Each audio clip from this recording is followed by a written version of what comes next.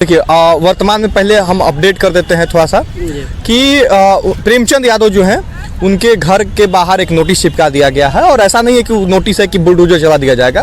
वो नोटिस में बस जवाब मांगा गया है प्रेमचंद यादव के फैमिली के लोगों से कि आप जो है जवाब दीजिए कि यहाँ पे जो ज़मीन आपका है तो ये आपका है या नहीं है।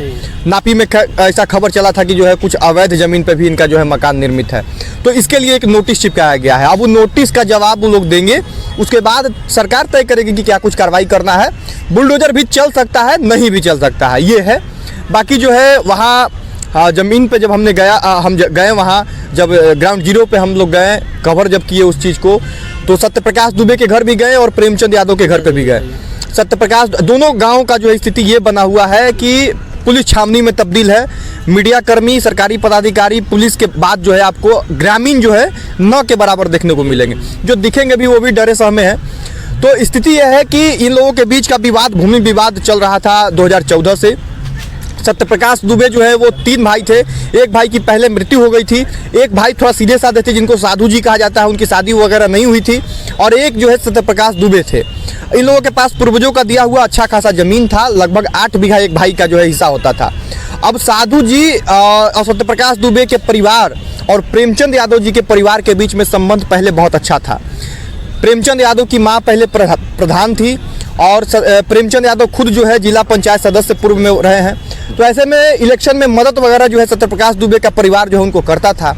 अब दोनों परिवारों में अच्छा रिलेशन था, इसलिए साधु जी जिनकी शादी ब्याह नहीं हुई थी वो जाके प्रेमचंद यादव के ही घर रहने लग गए और वहीं पे उनका खाना वगैरह होता था, घर का देखरेख वगैरह करते थे। अब इन लोगों के बीच में पता नहीं क्या कुछ हुआ, किसी तरह से जो है ज़मीन साधु जी ने प्रेमचंद यादव को लिख दिया या प्रेमचंद यादव ने किस तरह से लिखवा लिया। अब यहीं से ये सारा विवाद जन्म लेता है। सत्यप्रकाश दुबे चाहते हैं कि जो उनका भाई साधु है वो उनका हिस्सा का ज़मीन जो है प्रेमचंद यादव को न मिले, वो धोखा से लिखवाए हैं प्रेमचंद यादव, और ऐसा आरोप लगाते हुए सत्यप्रकाश दुबे न्यायालय में जाते हैं। न्यायालय में केस होता है और ये मामला लगातार चलते रहता है। कई जगह जो है जाते हैं, सिस्टम में बैठे तरह तरह के लोगों के पास, अलग अलग पद पे बैठे लोगों के पास सत्यप्रकाश दुबे जाते हैं, कहते हैं, शिकायत करते हैं कि हमारा ये मामला है, इसको सुलझाया जाए। लेकिन अफसोस कि वहाँ सिस्टम में बैठे लोगों के द्वारा ये मामला सुलझाया नहीं जाता है और अंततः जिसका परिणाम ये होता है कि दोनों पक्ष का परिवार जो है आज बर्बाद हो चुका है। उस ज़मीन पे रहने वाला कोई अब नहीं बचा है। आप समझिए कि ये विवाद धीरे धीरे बढ़ता है और उस दिन जो है सत्यप्रकाश दुबे की जो बेटी है उनका जो बयान आया है उसके मुताबिक प्रेमचंद यादव जो है सवेरे सवेरे आते हैं, सत्यप्रकाश दुबे से कहा सुनी होती है, दोनों के बीच में झड़प होने लग जाती है, मारापीटी शुरू हो जाती है।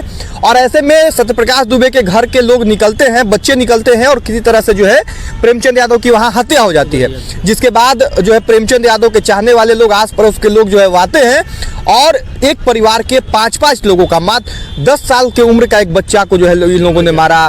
5-5 सदस्य को, बेटा था, बेटी थी, पत्नी थी, सत्यप्रकाश दुबे खुद थे, ये सब लोगों को निर्मम जो है तरीके से मार दिया जाता है और ये पूरा मामला जो है अब इतना हाईलाइट होता है। देखिए अभी प्रशासन, सैकड़ों की संख्या में प्रशासन दोनों घरों पे मौजूद है, लेकिन यही अगर पहले मौजूद होते तो इस तरह का घटना नहीं होता। शोभिता जो कि सत्यप्रकाश दुबे की बेटी है, वो कह रही है कि घटना के समय भी पुलिस के पास वो लगातार कॉल कर रही थी, 112 पे भी उन्होंने ट्राई किया, लेकिन पुलिस वाले उस वक्त नहीं आए। खैर अब ये घटना हो गया है तो प्रशासन और सिस्टम लगातार ये जो है कोशिश कर रही है कि अब किसी तरह का अनहोनी न हो और जो भी गुनहगार हो उस पर कार्रवाई हो। उन्होंने कार्रवाई करते हुए यूपी सरकार ने जो है अपने ही सिस्टम में बैठे लगभग 16-17 पदाधिकारियों को जो है सस्पेंड किया है और उन पर कार्रवाई की है। और अब जो है लगातार जांच चल रही है इस पूरे मामले पे और इसको जातिगत रंग कुछ लोग जो दे रहे हैं वो ना दे। देखिए लोग ब्राह्मण वर्सेज यादव का बात कर रहे हैं, वो चीज नहीं होना चाहिए। और ये 2 परिवारों के बीच का मामला है, 2 लोगों के बीच का जमीनी मामला है। ऐसा नहीं है कि जात कह के जो है प्रेमचंद यादव के समर्थकों ने मार दिया या फिर सत्यप्रकाश दुबे के जो है परिवार वालों ने जात समझ के इनको मार दिया प्रेमचंद यादव को। ऐसा नहीं है, इन दोनों लोगों के बीच का विवाद है और इस विवाद में जजमेंट देने का जरूरत हमें और आपको नहीं है। कई लोग जजमेंट दे रहे हैं, कोई कह रहा है कि इनका गलती है, कोई कह रहा है कि उनका गलती है। भाई गलती किसका है वो सिस्टम तय करेगी, न्यायालय तय करेगा, योगी सरकार में बैठे तमाम वो लोग लगातार जो एक्शन में है वो लोग तय करेंगे। हम लोग बस ये कहिए कि वहाँ पे जो हो रहा है उन चीज़ों को जो है बाकी लोगों तक पहुँचाए, दिखाए, दोनों पक्षों को दिखाए। ऐसा नहीं है कि वहाँ पे जो है अब इस तरह का माहौल भड़का दिया जाए कि अब और जो है फजीयत हो जाए। पुलिस वाले को और जो है वहाँ पे शांति बहाल करने के लिए मेहनत करना पड़े। तो भाई ऑलरेडी एक बड़ा घटना हो चुका है और इस घटना में जो भी गुनाहगार हो, यदि सत्यप्रकाश दुबे के पक्ष में जो अगर कोई गुनाहगार है तो उसको भी सजा मिलना चाहिए। अगर प्रेमचंद यादव जी का कोई गुनाहगार है, आसपास के लोग या उनके घर के लोग, तो उनको भी सजा मिलना चाहिए। और अगर अवैध रूप से उनका मकान बना हुआ है तो मकान तोड़ा जाएगा, इसमें कोई भी किसी भी तरह का पक्षपात नहीं है। अगर अवैध बनाए हुए हैं तो टूटेगा, हम बनाएंगे अवैध तो हमारा भी टूटेगा, आप बनाइएगा आपका भी टूटेगा। अच्छा, तो आप वहाँ गए थे, ग्राउंड जीरो पे गए, तो वहाँ से ग्रामीण लोगों से भी आपने बात करने का कोशिश किया, तो क्या लगा वहाँ के जो प्रेमचंद यादव जी थे, क्या उनका छवि कैसी, कोई दबंगई वाला ऐसा कोई छवि था या कैसा था? वहाँ जब हम लोग गए तो एक तो पहले तो ग्रामीण बात करने के लिए तैयार नहीं है, काफी डरे सहमे में है। ऑफ कैमरा भी हम लोग जब बात किए तो पता चला कि सत्यप्रकाश दुबे एकदम गरीब जो है परिवार से है, मजदूरी करते थे।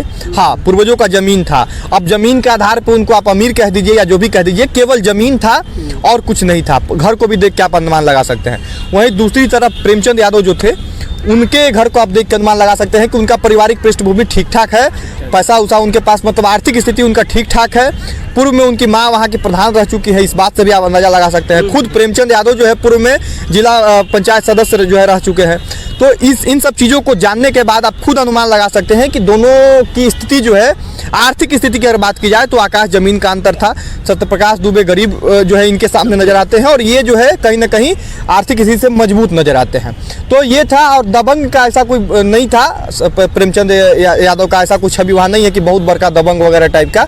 हाँ, चूंकि जनप्रतिनिधि थे, माँ भी प्रधान रही है, खुद भी जिला पंचायत सदस्य रहे हैं, तो एक छवि तो ऐसा था कि हाँ भाई एक जो है मतलब नाम से ही लोग जान जाएगा। होता है ना कि गांव में जाइएगा तो नाम भी लीजिएगा ना कि फलना आदमी कौन है, तो लोग बता देगा कि हाँ फलना वहाँ पे है। तो इस तरह का उनका छवि था। और जमीनी विवाद उनका और भी कई जगह से था, ऐसा भी जानकारी मिला है हमको। अब पता नहीं ये सही है या गलत है, लेकिन ऐसा जानकारी हमको वहाँ के लोगों के द्वारा बताया गया कि और भी कई लोगों से इनका जमीनी विवाद था।